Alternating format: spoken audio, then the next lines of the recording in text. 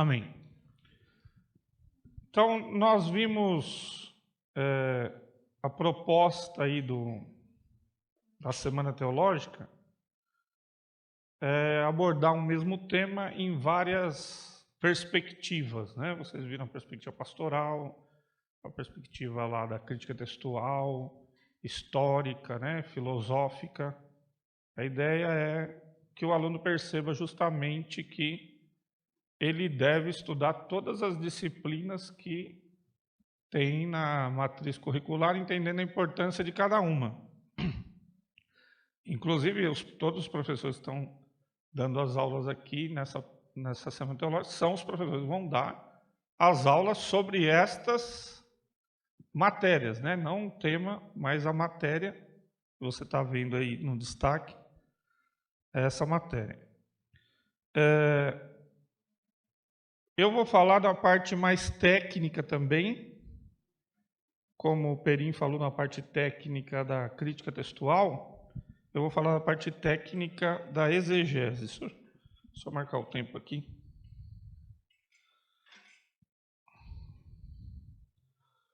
Depois o professor Dorival vai terminar falando da questão da teologia sistemática propriamente dita na escatologia. A nossa parte, então, vai envolver justamente uma análise exegética, tá? Uma exegese do capítulo, que é o capítulo central do debate sobre o milênio, que é o capítulo 20. Pode avançar aí, Ítalo. Fica pronto aí, porque tem 345 mil slides. Veja bem, pode avançar. O que a gente chama de perícope é um pequeno trecho, que é um parágrafo, geralmente está dividido na sua Bíblia com alguns tópicos lá, uns títulos. Nem sempre esses títulos correspondem exatamente à perícope que o autor pensou. Só que o autor não dividia os versículos assim, era tudo corrido.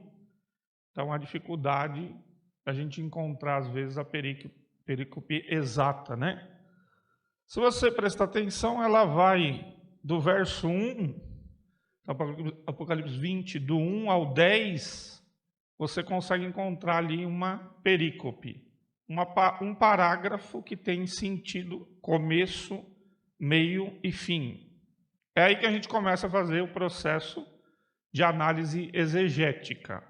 É estabelecendo primeiro qual é a perícope, qual é o trecho que nós vamos analisar e fazer esta análise exegética. Obviamente, não vamos resolver o problema do milenarismo aqui, né?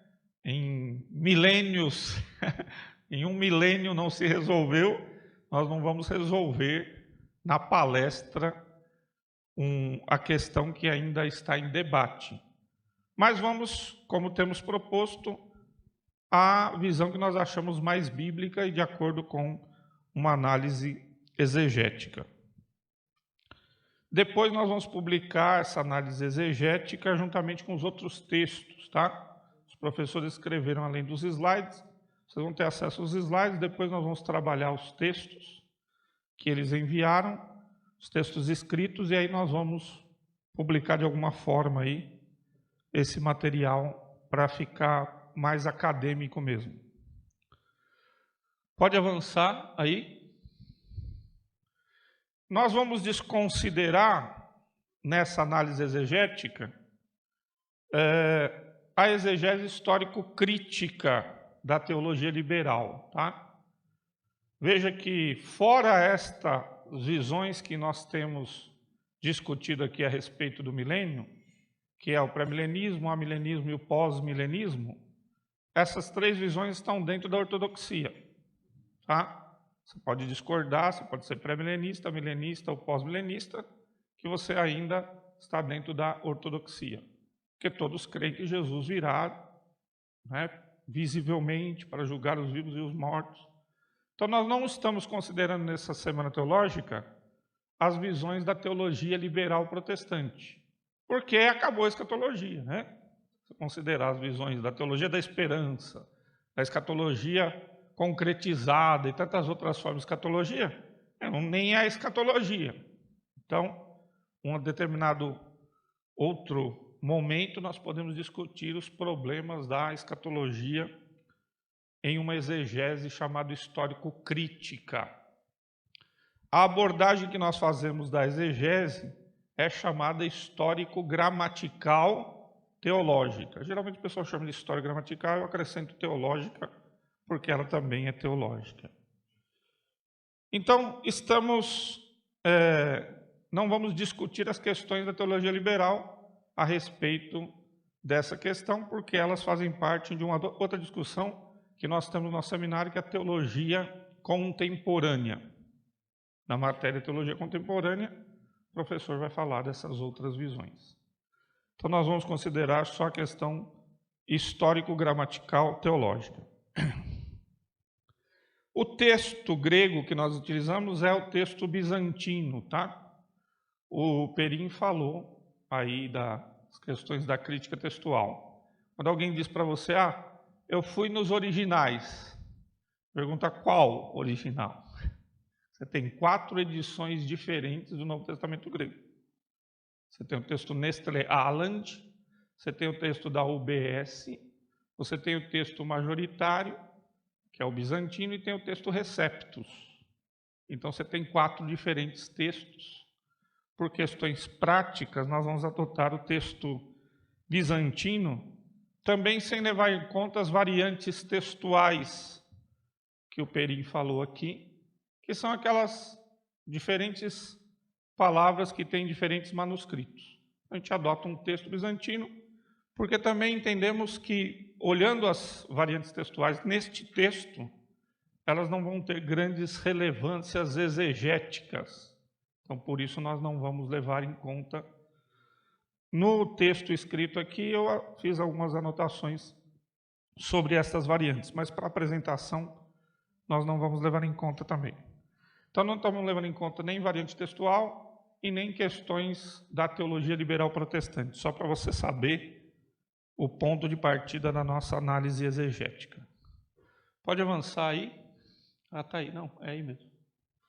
Bom, também falando da metodologia exegética, nós começamos essa história de exegese lá no seminário já há mais de 20 anos, inclusive mais ou menos com a turma do Perim ali, um pouco antes, um pouco depois, colocando para os alunos fazerem uma análise de determinadas passagens lá do livro de Jonas, no original. Um grande desafio ali, e um dos brilhantes alunos que fizeram essa tarefa foi o nosso, hoje, professor Perim. Porque também nós precisamos desenvolver uma metodologia que levasse em conta todos os aspectos de um texto. Você vai ter vários manuais de exegese, mas você vai encontrar sempre uma brecha em algum ponto que faltou ali. Falta uma análise literária, ou falta uma análise contextual, alguma coisa fica perdida nos vários manuais. Então, nós acabamos desenvolvendo uma metodologia que segue esses passos aqui. Pode avançar? E é isso que você vai aprender, inclusive, no seminário, que nós temos a matéria de exegese do Novo Testamento, que é o grego 4, e exegese do Antigo Testamento, que é o hebraico 4. Pode avançar tudo para economizar o tempo aí. Então, o que leva em conta uma análise exegética que nós entendemos que abrange todas as camadas de um texto? Então, a análise léxico-sintática, você vai analisar as palavras isoladamente e também elas dentro de uma sentença.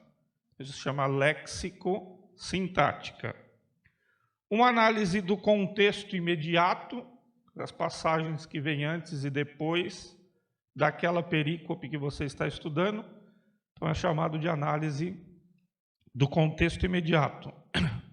Um contexto histórico, que o texto foi escrito em dado período histórico, dentro de um tipo de pensamento, e aí você precisa analisar este contexto histórico.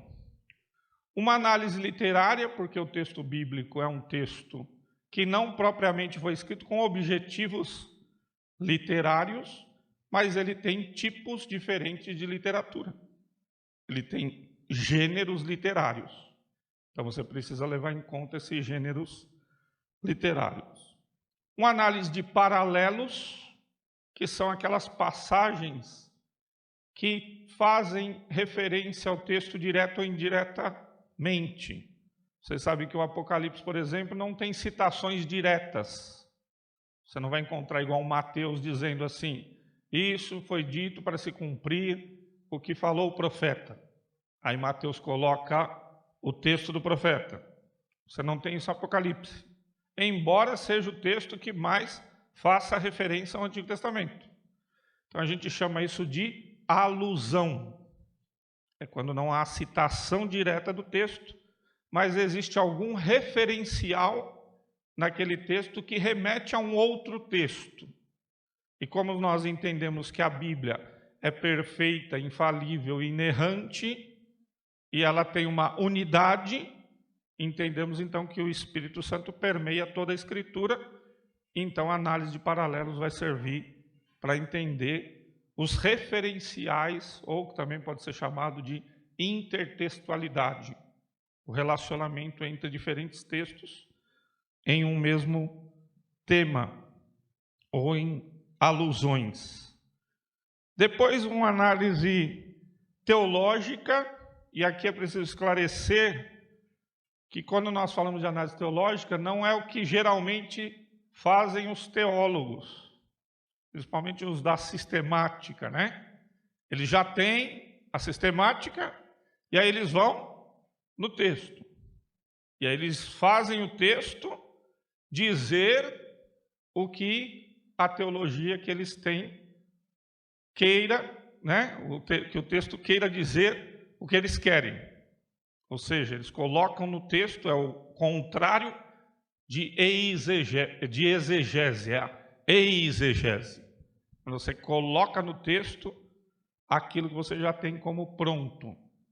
Então, a ideia não é pegar conceitos teológicos e inserir no texto, mas tirar os conceitos teológicos que o texto ensina. Ou seja, quais são as doutrinas que são ensinadas naquele texto. Então, explicando a nossa metodologia, nós podemos avançar para a nossa análise. Então, a perícope é Apocalipse 20, do 1 ao 10. Provavelmente na sua Bíblia vai ter esse trecho mesmo, né, com lá um título e depois uma divisão e depois um outro título, fazendo diferenciação a essa perícope. Pode avançar.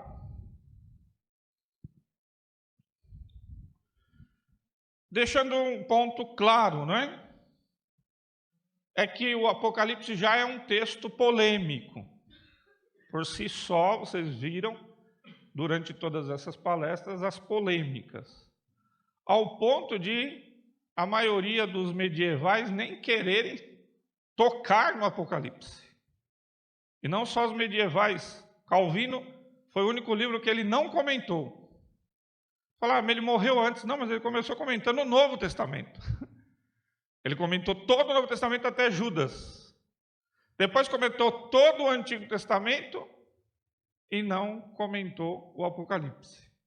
Lutero disse que o Apocalipse era um livro que não tinha sentido e nem uso para a igreja. Lutero, o reformador, chegou a afirmar isso. Depois lá ele mudou de ideia, mas não se sabe de grandes comentários sobre o Apocalipse pelos próprios reformadores. Eles acabaram seguindo a doutrina de Agostinho. Ou como eu brinco com meus amigos calvinistas, eu digo, na verdade ele comentou, mas o pessoal viu que ele era pré-milenista, escondeu e tacou fogo no livro. Para ninguém saber que o pré-milenismo.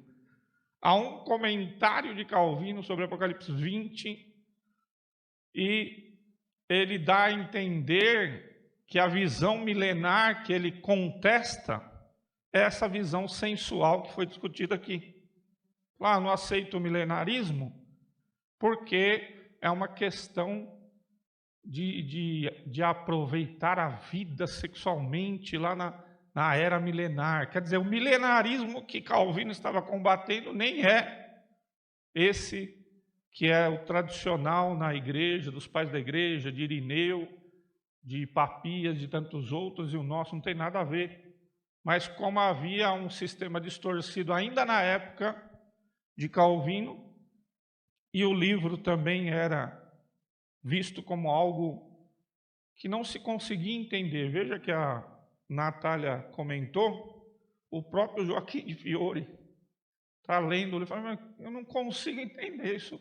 Era um desespero, porque era um livro selado, embora a palavra Apocalipse signifique revelação, parecia na Idade Média um livro selado. E para o Apocalipse há pelo menos 4 linhas de interpretação, para você começar a ler o Apocalipse. Imagina, você tem 4 linhas de interpretação para começar a ler o livro. E isso faz com que qualquer exegeta se afaste e não queira estudar o livro. Como foi dito aqui, imagine os pastores fazendo uma série de mensagens no livro de Apocalipse. É muito difícil, né? Porque se evita um texto. Então se faz um cânon dentro do cânon, né? Você evita os livros mais complexos. Então, essa exegese, ao ser feita, ela precisa levar em conta todas essas questões, porque na maioria das vezes a interpretação do texto, ela vai trazer junto com ela uma tradição interpretativa que já foi herdada. Então não se faz exegese, só se repete aquilo que já se tem como certo. Pode avançar. Se então o livro do Apocalipse carrega todo esse estigma de um livro difícil, ainda mais o capítulo 20. Porque dentre os capítulos de Apocalipse é o mais debatido, é o que mais causa controvérsias. Talvez ali, junto com o capítulo 12, que é a visão lá da mulher, ele também tem várias posições, mas o que faz a divisão entre pré-milenismo, amilenismo e pós-milenismo é o capítulo 20. Então, o capítulo se torna também mais complexo, ou, como alguns pensam, o capítulo mais polêmico das Escrituras. Pode avançar? Então, qualquer análise exegética do texto, pode nos inibir a tratar o texto de acordo com o seu sentido exegético e encontrar esperança e significado para as nossas vidas e para a vida da igreja. Ora, então, porque o capítulo é debatido, não vamos tocar nele, porque ele é intocável? Mas todas as passagens da Bíblia têm o objetivo de nos trazer alguma esperança e alguma aplicação para a igreja, e que vamos tentar fazer também hoje. Pode avançar aí. O Bittenhard examinou mais de 21 interpretações do Apocalipse 20, desde o século II ao século XX. Imagina que só desse texto, esse autor conseguiu encontrar 21 interpretações diferentes do Apocalipse. Espero que não seja essa a 22ª, porque é um texto que gera muita polêmica. Pode avançar?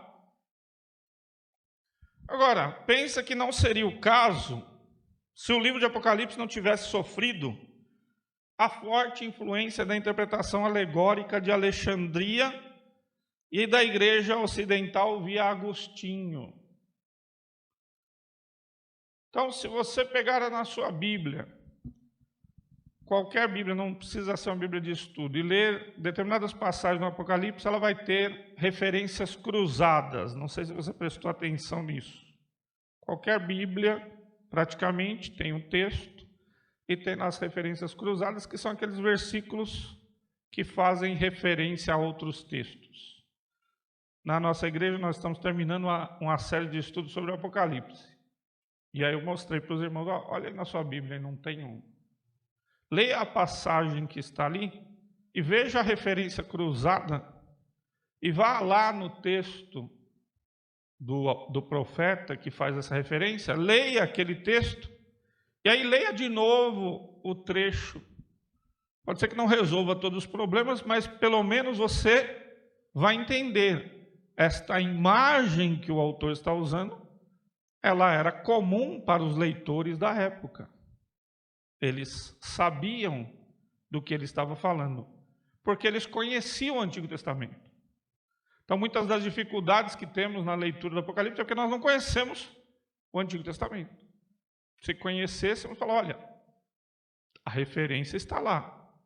Claro que em Apocalipse esta imagem é reinterpretada, mas a figura está presente nos livros de Zacarias, de Malaquias, de Daniel, de Ezequiel, de Isaías. As imagens estão lá. Mas porque não entendemos e não conhecemos o Antigo Testamento, o texto acaba se tornando misterioso. E por causa deste peso muito grande da interpretação alegórica da escola de Alexandria, a interpretação do Apocalipse de muitos teólogos vai sofrer esta influência. Porque se você ler o capítulo 20 de Apocalipse, você vai entender ali do que está falando. Talvez você não consiga entender as imagens ali, o que significa, mas não é um texto difícil. Não é um texto complexo. Ele tem uma narrativa simples. Ele tem uma sequência de ideias simples.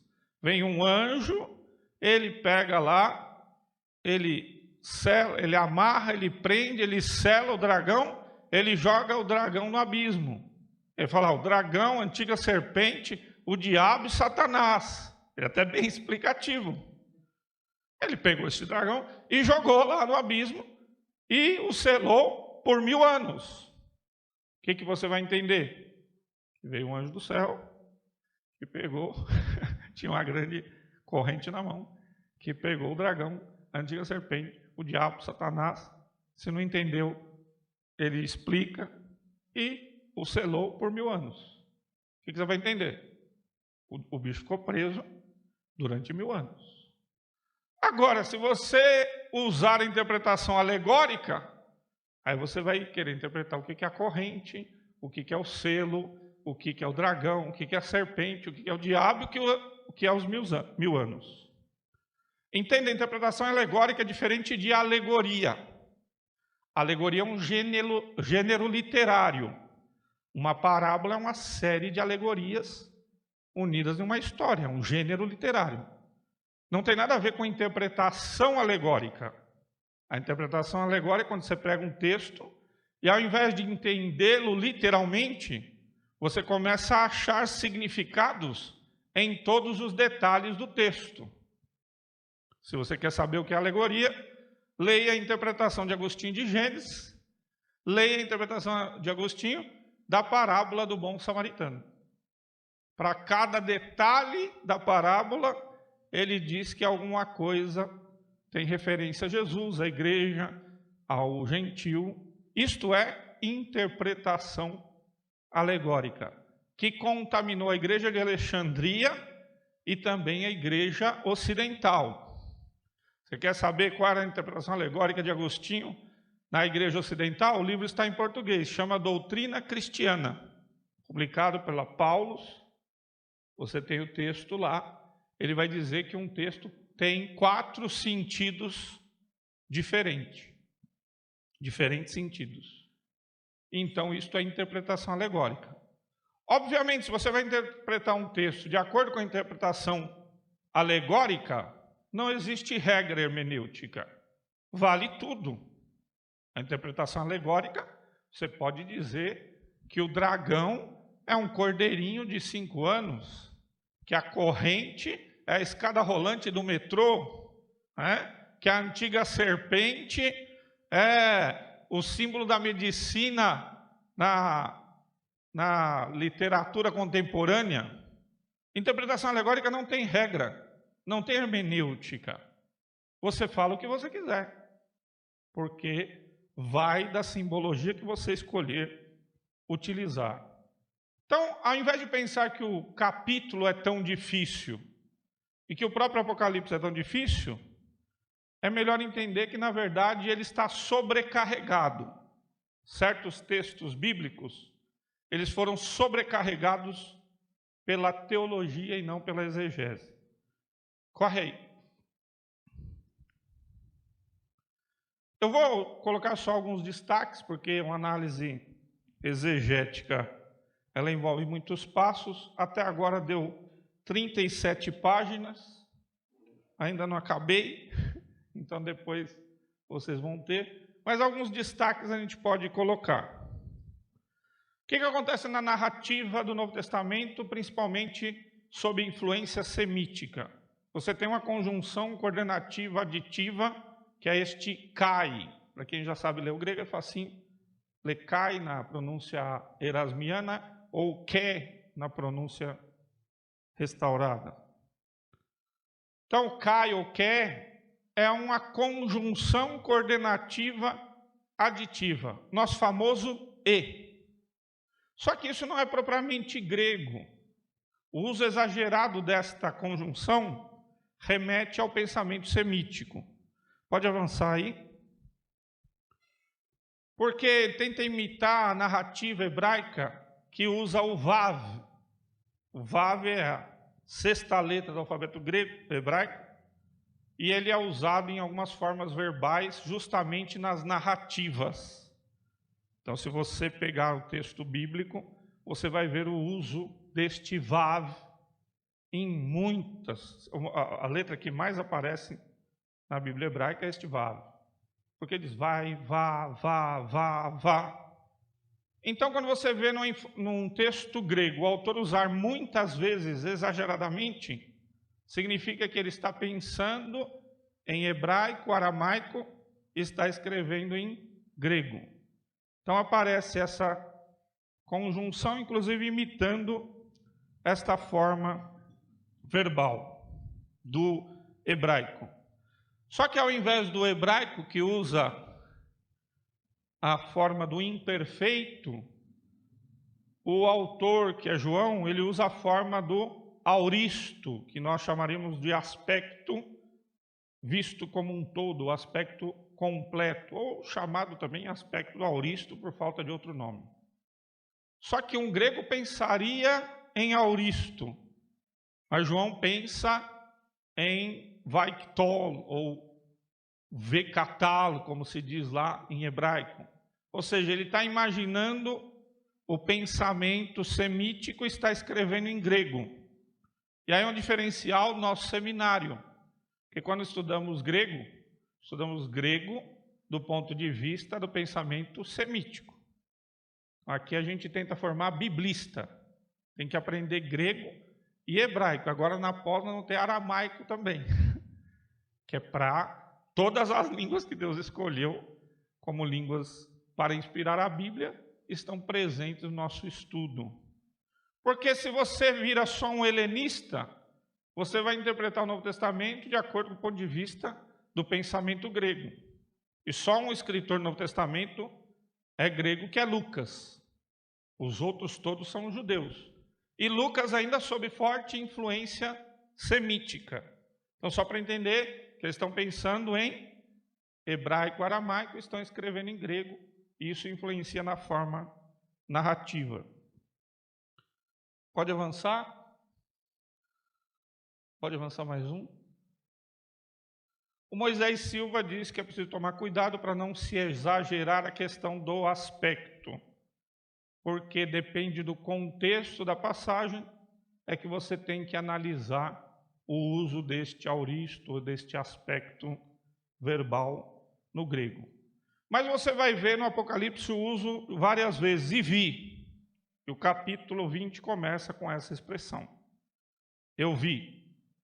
Então, não podemos dizer que ele usa este eu vi numa sequência narrativa de uma coisa que aconteceu depois de outra, porque se conseguíssemos ter isso em mente, já resolveria o problema.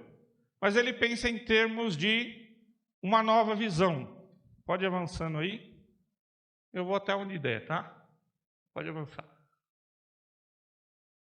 Então, nessa narrativa, ele vai repetindo este eu vi, e aconteceu, e.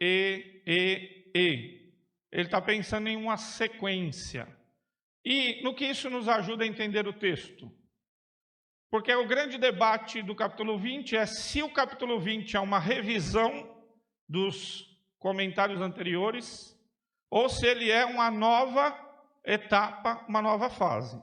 Os amilenistas vão dizer que ele é uma retomada daquilo que aconteceu.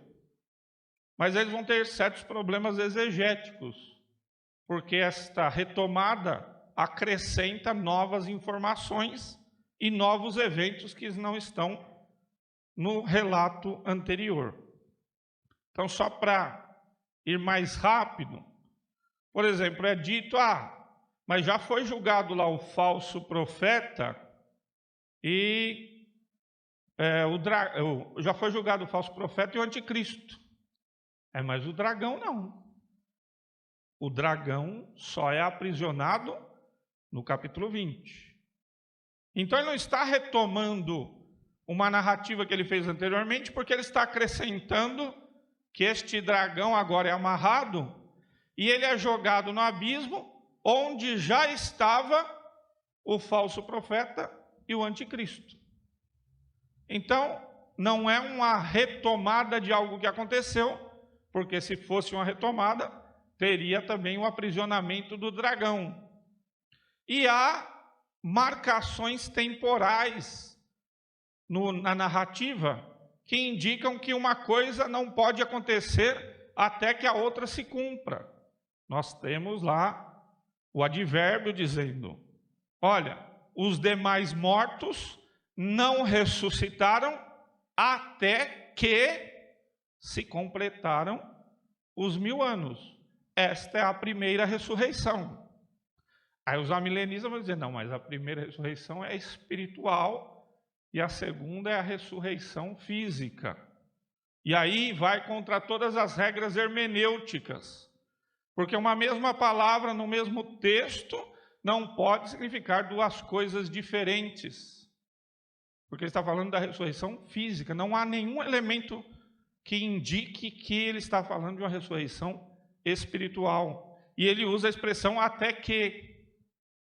Satanás foi aprisionado durante 1000 anos, depois dos quais é necessário que ele seja solto para enganar as nações ainda durante algum tempo.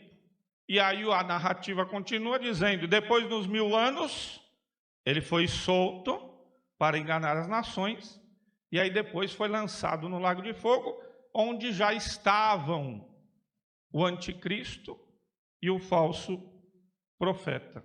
Não cabe na visão amilenista. Porque se a era da igreja é um milênio, então quer dizer que depois de Jesus ter vencido Satanás e o amarrado, que vocês devem entender o amilenismo que diz o seguinte, Satanás está amarrado. Não deve ter ido para a zona leste nem para a zona sul, né? Também deve ser uma visão cessacionista que nunca expulsou um demônio, que a gente sabe muito bem que Satanás não está amarrado. Vai falar, não, mas Jesus disse lá que vindo um mais valente do que ele, o amarra. Então é a era da igreja, que vindo Cristo, amarrou Satanás. mas não bate com o registro de outras passagens, que Satanás cega o entendimento dos incrédulos para que não veja a luz de Cristo. Que Satanás se disfarça em anjo de luz e os seus ministros em ministros de justiça. Que ele saia a enganar as nações. Então, o amilenismo está dizendo que Satanás está preso. Ele está preso porque Jesus o venceu. Então depois ele vai ser solto? Então Jesus venceu, mas vai soltar? E como que vai ser isso? Vai soltar antes do juízo final? Então há uma incongruência do que claramente diz o texto de Apocalipse. E aí vão dizer, mas vocês estão baseados só em um capítulo. É só esse capítulo que diz sobre isso? Não, é só esse capítulo que usa o termo milênio. Mas milhares de passagens do Antigo Testamento falam da era messiânica. Pode ir avançando aqui, porque vão ter que correr. Corre aí. Pode correr. Pode passar bastante aqui. Só para a gente ver ali. Volta um pouquinho. Volta um pouquinho, mais um. Aí. E o diabo, o enganador deles, foi lançado para dentro do lago de fogo de enxofre, onde estão tanto a besta quanto o falso profeta. E serão atormentados de dia e de noite pelos séculos dos séculos. Um evento já aconteceu. O anticristo e a besta foram jogados. Eles inauguram o lago de fogo. E depois deste evento é que Satanás é lançado no lago de fogo. Então, os marcadores temporais, no grego, impedem que você analise como algo que aconteceu simultaneamente com outros capítulos. Porque em nenhum outro capítulo o dragão é jogado no lago do fogo. Nenhum outro capítulo. O dragão só é jogado, só é aprisionado aqui e só é jogado no lago de fogo aqui. Então não pode ser uma visão simultânea. Porque os amilenistas vão dizer, olha, ele pensava em hebraico, não pensava? O pensamento semítico vai e volta. Só que não é só isso. O pensamento semítico vai e volta e acrescenta. Volta e acrescenta. Volta e acrescenta. Ele volta, retoma e acrescenta um novo evento. Ele retoma e acrescenta um novo evento. Os irmãos estão entendendo? Não é só uma repetição simultânea de algo que aconteceu, mas é uma visão de que Jesus vai vencendo, o reino do anticristo vai sendo derrotado aos poucos, ele tem certo poder, durante 3 anos e meio, ele vai perdendo o seu poder, ele usurpa o reino, ele usurpa o templo, ele engana a nação de Israel, e aí ele vai sendo derrotado, desmascarado, até ele ser jogado o anticristo e o falso profeta no lago de fogo. E por último, Satanás é lançado no lago de fogo. Então, retoma-se algumas questões, mas acrescenta novos eventos. E como nós descobrimos que são novos eventos e são novas etapas no livro do Apocalipse? Porque o dragão não é aprisionado em nenhum momento.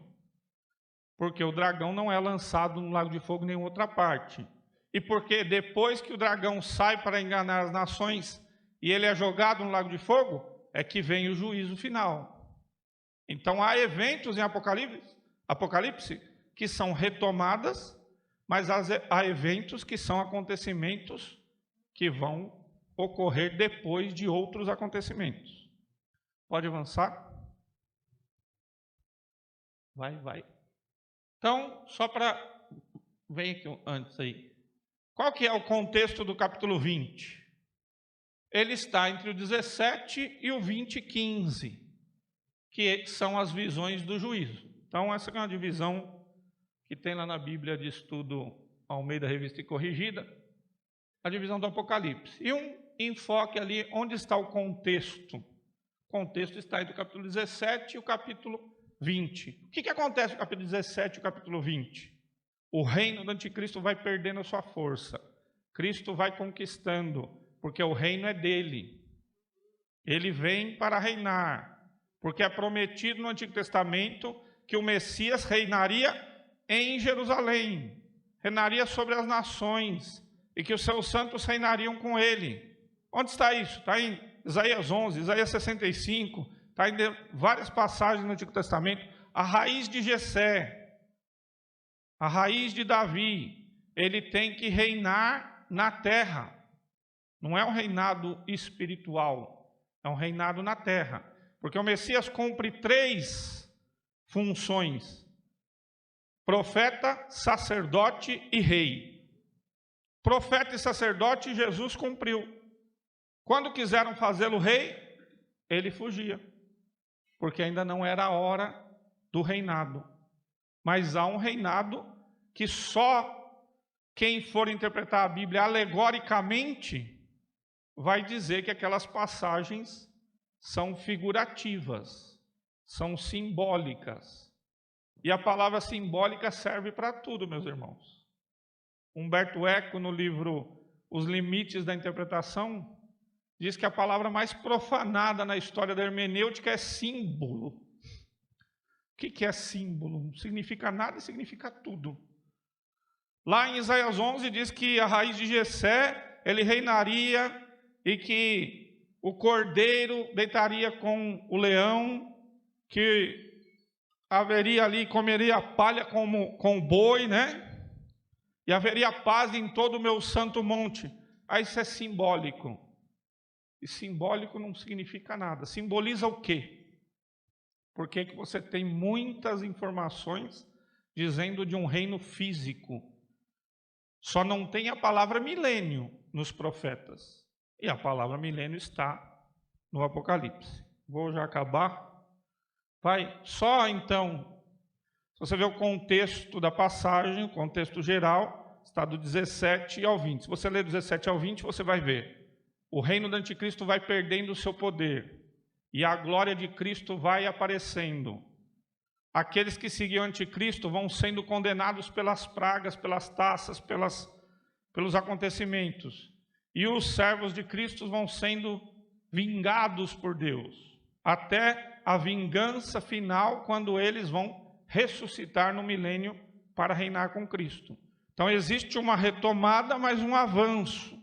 Se retoma para dizer, foi derrotado, o trono do anticristo se tornou em trevas, o reino de anticristo começou a ser destruído, Cristo é visto no capítulo 19 como vencedor, e no capítulo 20 ele vem e reina de uma vez, porque o anticristo está usurpando um reino que é o reino de Cristo. E aí por isso ele enganará os judeus durante 3 anos e meio. Fará uma aliança com eles durante 3 anos e meio, e depois romperá esta aliança. Por quê? Os judeus aguardam o Messias ainda. Eles aguardam 2, filho de José e o filho de Davi, porque eles perceberam que o Messias sofre no Antigo Testamento.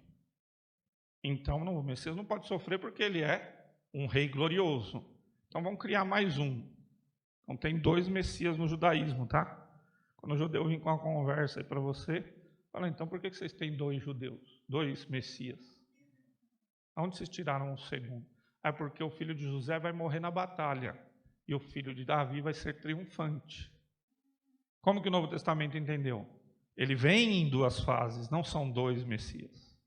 Na primeira fase ele vem para morrer e na segunda fase ele vem para reinar. Isso é toda a promessa do Antigo Testamento. Só uma interpretação alegórica distorce isso. Vou acabar porque não vai dar tempo mesmo, mas avança um pouquinho ali. Pode avançar. Então, uma análise histórica.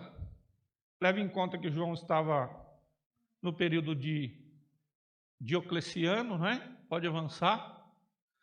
Há uma visão do Apocalipse chamada preterista. Ela está exposta num livro publicado, eu acho que pela editora Monergismo, não podia ser outra, né? Que é do Gentry, chama Apocalipse para Todos. Nesse livro, dificilmente qualquer pessoa chegaria àquela conclusão que ele está expondo no livro, né? Apocalipse para Todos. Ele diz que tudo já se cumpriu. O anticristo foi Nero, Todos aqueles eventos cumpriram, todos eles são simbólicos. João escreveu no período em que Nero dominava. Pega-se o nome de Nero, faz um malabarismo, né? Tem que pegar o nome de Nero em latim, transformar para os caracteres hebraicos para somar e dar 666.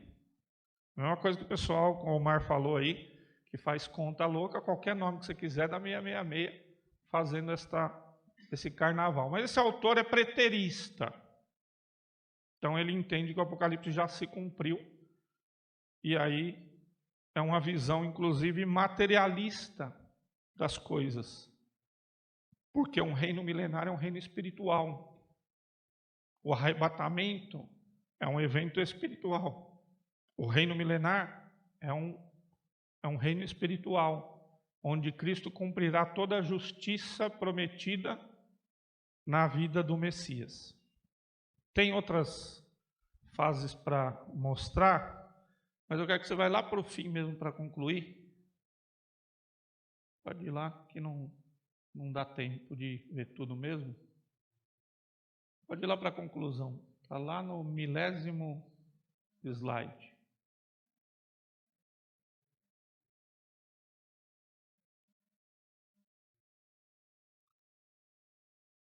Só para um pouquinho aí. Volta.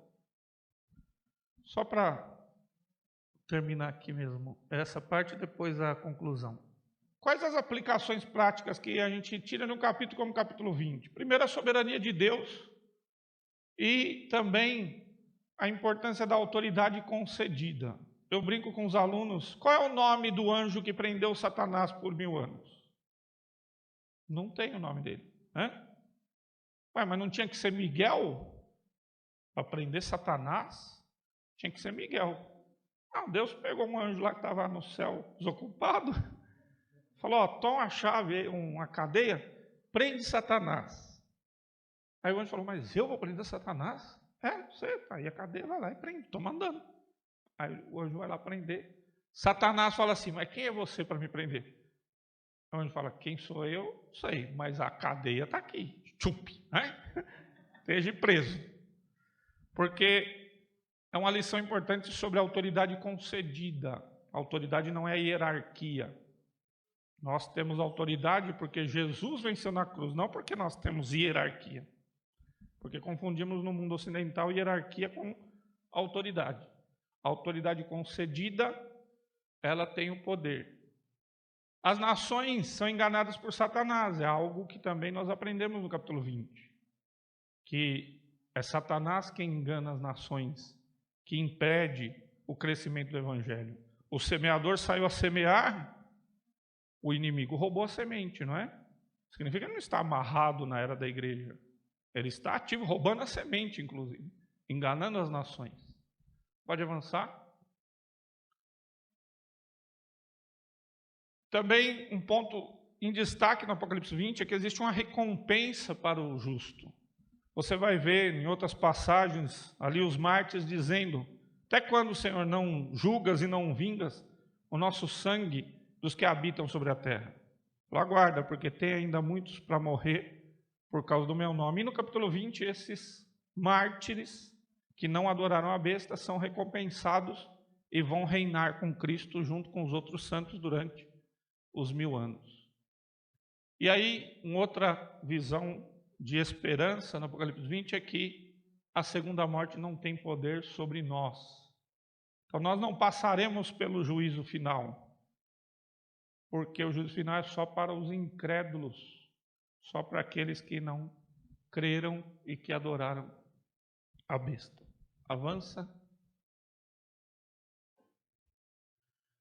E aí eu quero, depois eu passo para vocês os slides, para vocês verem todo o processo exegético, mas para concluir, textos com a grande carga de tradição, eles sofrem influência teológica muito grande, e aí, por mais que o texto diga o que ele diz, a tradição interpretativa vai manipular para que o texto diga outra coisa, tá?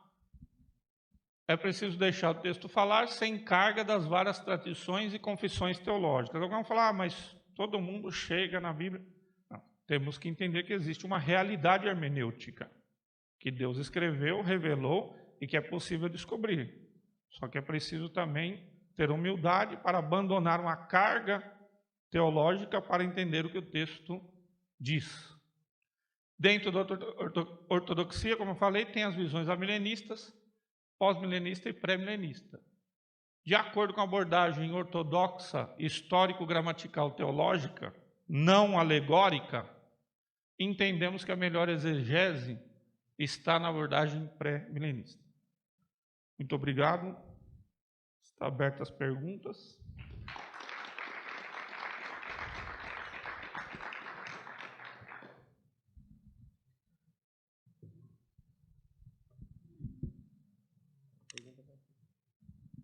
Alguma pergunta? Perguntas aí. Ó, tem uma aqui, pastor Ribeiro. Quando os judeus irão se converter? Na tribulação ou no milênio? Bom, já pode se converter agora, né? Nós temos que entender as questões do plano de Deus como povos e não pessoas específicas, né? Então, o evangelho está aberto para todos. Mas existem promessas para o povo. É isso que, às vezes, o amilenismo não entende. As promessas que Deus fez para Abraão e os seus descendentes, Ele fez para Abraão e seus descendentes, e não para nós, gentios. Então, isso está bem claro em muitas passagens, principalmente em Romanos capítulo 9, 10 e 11. Principalmente o capítulo 11. Paulo, ele diz: eu gostaria de ser anátema para salvar o meu povo. Significa que na época de Paulo, ele como cristão, existia um povo de Israel. Senão ele não diria que ainda existe um povo de Israel. E só que ele diz, de acordo com o plano de Deus, Deus endureceu Israel. Deus não endureceu um indivíduo. Deus endureceu a nação de Israel para que haja entrada a plenitude, para que entre a plenitude dos gentios, né? Até que se complete a plenitude dos gentios. Então Deus tratou, permitiu ali o endurecimento do coração, né, do povo ali, para que houvesse a oportunidade para os gentios eles fazerem parte da aliança. Porque, irmãos, entendam que isso existe até hoje. É inadmissível para um judeu da época de Jesus e até dos dias de hoje dizer que um gentil faz parte da aliança. O problema que existia lá no primeiro século ainda existe hoje. O judeu vai falar, não, o gentil tem o papel dele, o gentil, se ele observar as leis de Noé, né, tem lá as 11 leis de Noé, da moral, ele vai ser salvo, mas a aliança é com a gente. Não pode ter outro povo da aliança. O gentil era considerado cão imundo, mas não era o cãozinho pet igual você tem na sua casa. O cão era considerado para o judeu como um rato, um bicho nojento. Ele chamava o gentil de cão. Então era inadmissível que o gentil fizesse parte da aliança. E aí Paulo está discutindo no capítulo 9, 10 e 11 justamente isso. Porque os próprios judeus convertidos, eles estavam dizendo, mas por quê? Que Deus fez isso? Por que os judeus não se convertem? E aí Paulo está explicando. É porque houve endurecimento, em parte, a Israel, até que haja entrada à plenitude gentil. Então, é um endurecimento em parte. E aí, o Apocalipse diz, verão aquele a quem traspassaram. Num dado momento da tribulação, depois de ter percebido que o anticristo estava enganando eles vão perceber que Jesus realmente é o Messias. Mas já há muitos movimentos messiânicos em Israel duramente perseguidos, tá? Perseguidos por judeus mesmo. Porque há muitos judeus, inclusive rabinos, que se convertem entendendo que Jesus é Messias. Mas como nação, vai ser no momento da grande tribulação em que vai haver um grande reconhecimento, né?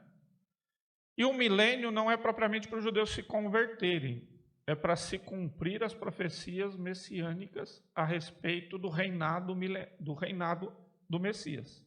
As profecias não dizem milênio, mas o Apocalipse diz milênio. A nossa teologia não está baseada só num texto. É só num texto que aparece a palavra milênio. Mas tem só num texto que aparece um monte de coisa, né? Se tivesse meio texto, já valia. Mais alguma pergunta? Tem mais uma aqui.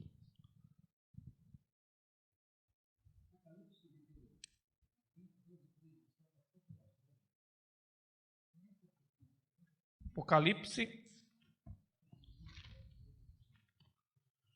Preciso ler aqui.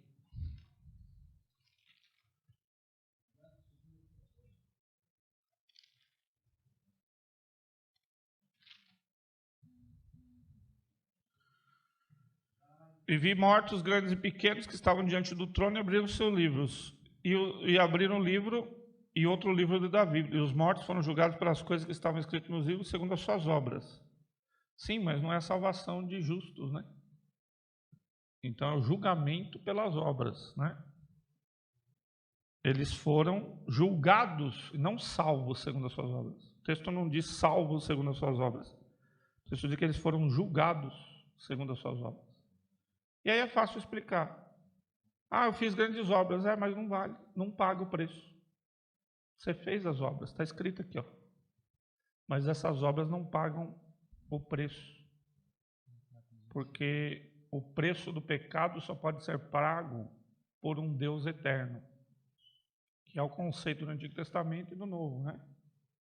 Por que a salvação é por meio da fé em Jesus Cristo? E por que Jesus tem que ser Deus? Porque nenhum anjo, nenhum ser celestial, nenhum homem poderia pagar e aplacar a ira de um Deus eterno.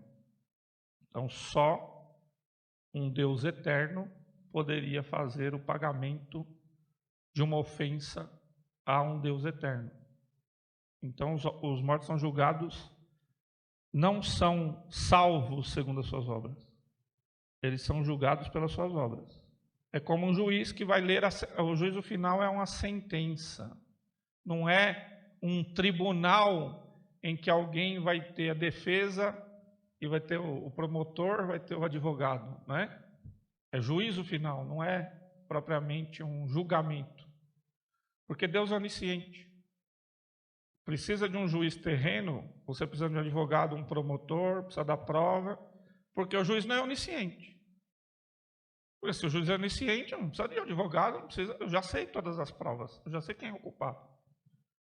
Então o juízo final não é um tribunal para alguém ser absolvido, é a execução da sentença. Ele já está condenado. João 3, 16, 17 fala que quem não crê já está condenado. Ele não vai ser condenado no juízo final. Ele vai ser executada a sentença no juízo final. Não sei se era isso que eu ia colocar.